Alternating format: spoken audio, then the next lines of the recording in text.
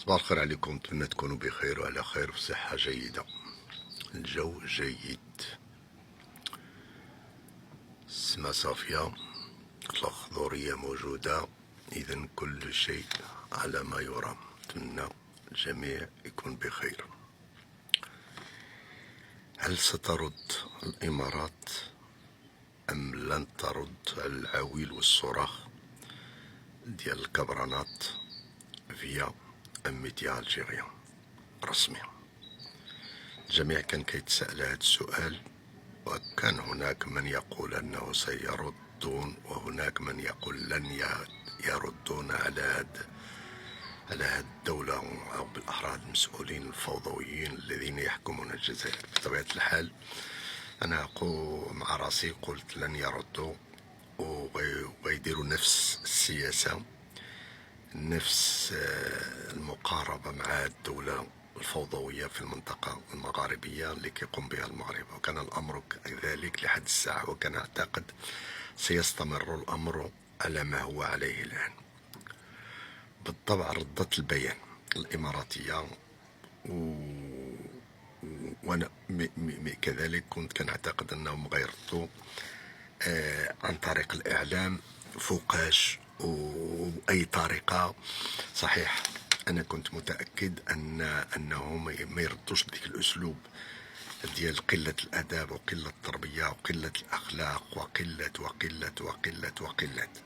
أنا كنت متأكد، لأن من خلال لي ريزو سوسيو، من خلال ما كنشوفوه في الخليجيين بصفة عامة، يعني كاين تربية، كاين أخلاق، كاين كذا، يعجبوك ولا ما يعجبوكش التوجه ديال الدول ديالهم على المستوى السياسي، جيوبوليتيك، الدبلوماسي، هذا شيء آخر. مواقف الساحة الدولية هذا شيء آخر، ولكن الأدب والأخلاق الناس مربية، كاين استثناءات بطبيعة الحال. أنا كنشوفوا البيان الإماراتي في التعليق والرد على قلة الأدب وقلة التربية وقلة ديال الإعلام الرسمي الجزائري، التلفزة الجزائرية، كان عقلاني وكيقول حقائق اللي قلنا احنا في لي ريزو سوسيو كذلك.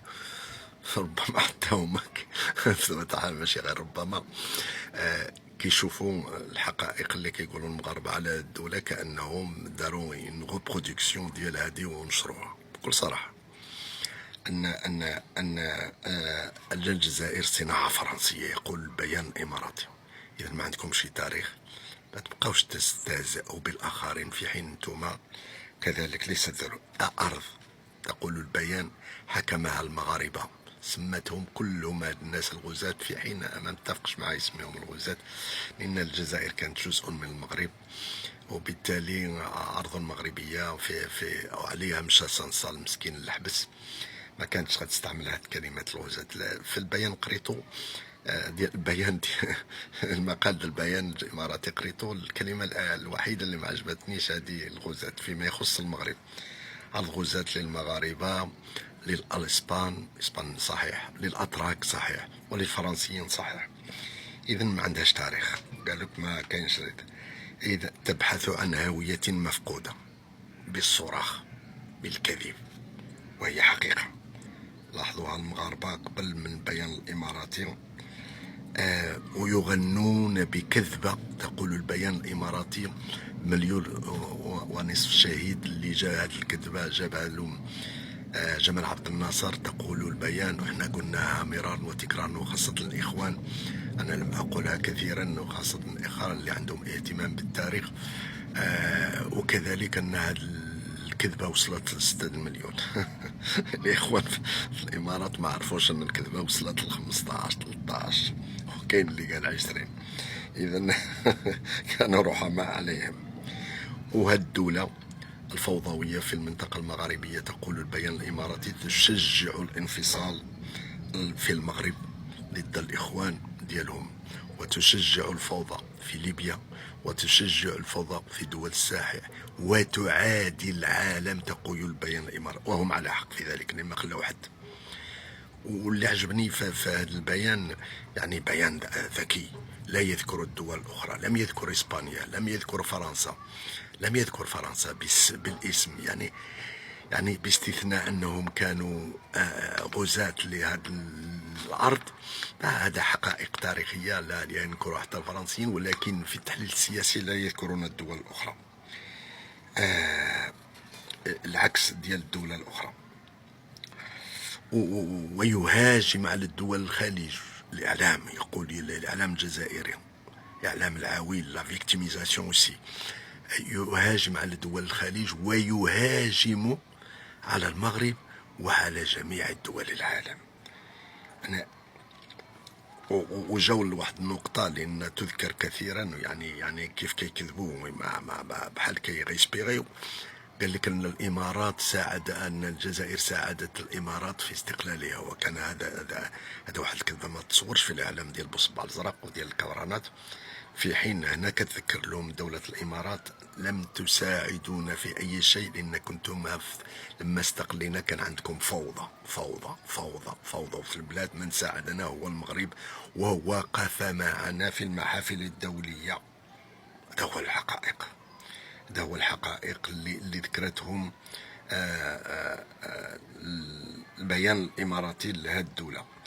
بالإضافة في الأخير، وكانت خاتمة جيدة بكل صراحة، يعني خلات التاريخ البيان، وما نكرتش أن الإمارات ما كاينش تاريخ وكذا، ولكن أكدت أنه كاين حاضر وكاين مستقبل.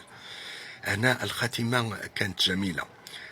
الإمارات تنجز ولا تصرخ. عجبتني هذه الكلمات في البيان الإماراتي، تنجز ولا تصرخ. الضرب والسكت في المغرب والصراخ في الجزائر، فالإمارات تنجز ولا تصرخ. الإمارات تنجز ولا تصرخ، والمغرب الدق والسكت، والجزائر العويل والصراخ. يعني التاريخ لا يكتب بالشعارات ولكن بالفعل. الإمارات هي الإماراتي، يعني الشعارات الخاوية ما عندهم. وكتذكرهم من بنى أعظم مدينة عصرية في 50 عام لا يحتاج أن يبرر نفسه لمن لا يزال يستجدي جماد أجداده عند الغير. من بنى مدينة عصرية في 50 عام لا يحتاج أن يستجدي، أن يبرر نفسه لمن لا زال يستجدي جماجم أجدادها عند الغير. ولم تقل فرنسا. أنا عجبني بكل صراحة. فرنسا ما عندهمش توتر مع الإمارات، علاقة جيدة. علاش غنذكروها؟ لو كانت بوصبع الزرق وكان الكبرانات، لو كان ذكروا تو الموند، وما ما كيتردوش. وهذه غباوة كبيرة في الإعلام بوصبع. احنا كنقريوهم دابا والله لا، حنا كنقريوهم. هاد المغاربه ديال لي ريزو سوسيو خص يحتفلوا بهم بوصبع الزرق والكبرانات، ويقولوا لا فيقتونا. والله لا فيقناهم، ولكن ما كيفيقوش، ما كيفيقوش زعما بكل صراحه. ما كيفوش كلام دبلوماسي. والسلام على من تبع العقل وليس العويل. الصراخ وكذا والكذوب وكذا. أنا السلام للعقلاء وليس لبوصبع الزرق.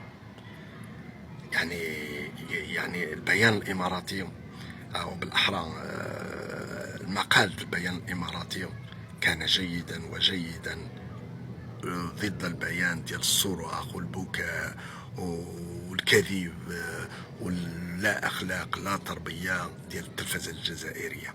يومكم سعيد.